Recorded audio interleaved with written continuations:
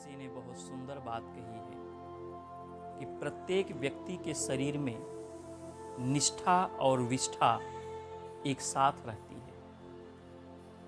अंतर क्या है कि व्यक्ति किसको प्राथमिकता देता है, अपने अंदर की निष्ठा को या अपने अंदर की विष्ठा को, यह स्वयं चयन करना पड़ता है। मैथिली शरण गुप्त जी ने लिखा कि मानस भवन में आर्यजन जिनकी उतारे आरती, भगवान भारतवर्ष में गूंजे हमारी भारती।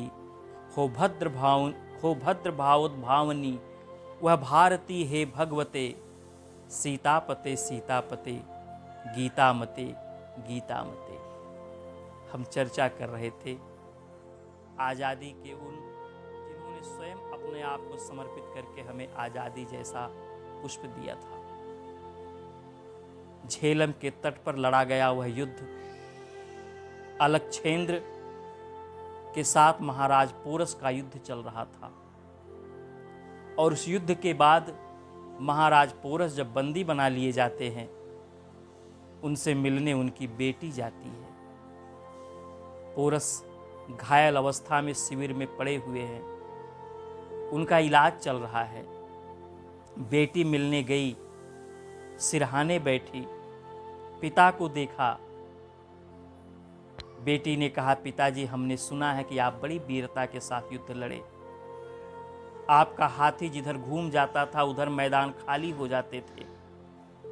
आपकी वीरता को देख करके अलकछेंद्र भागने ही वाला था कि अचानक छल से आपको बंदी बना लिया गया। और पिताजी, मैंने सुना है कि जब अलकछेंद्र ने आपसे पूछा कि हे राजन, तुम्हारे साथ कैसा व्यवहार किया जाए, तो आपने उत्तर दिया था वही व्यवहार जो एक राजा दूसरे राजा के साथ करता है। पोरस ने कहा, हाँ बेटी, हमने बिल्कुल सही यही कहा था।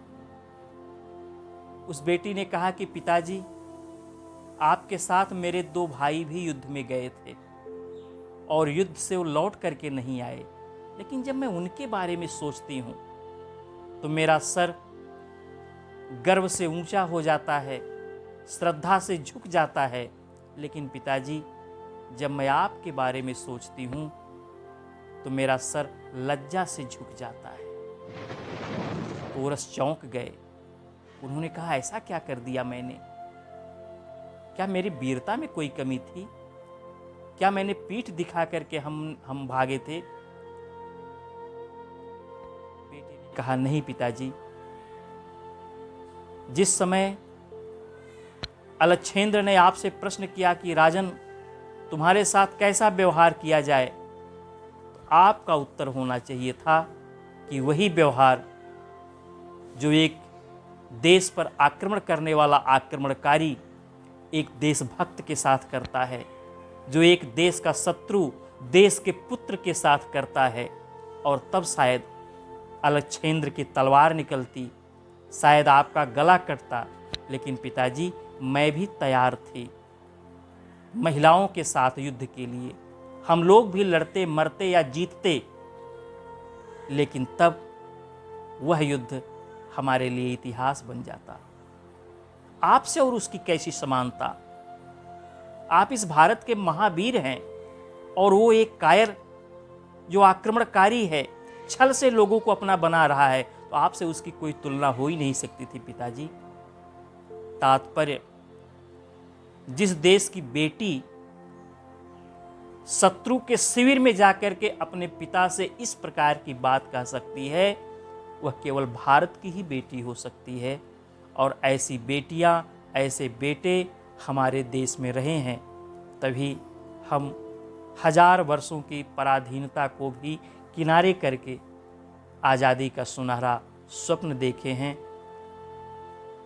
पुनः आप सभी से नए भाग में, अगले भाग में पुनः मिलेंगे कुछ ऐसी ही बातों के साथ। नमस्कार। जय भारत, जय भारत।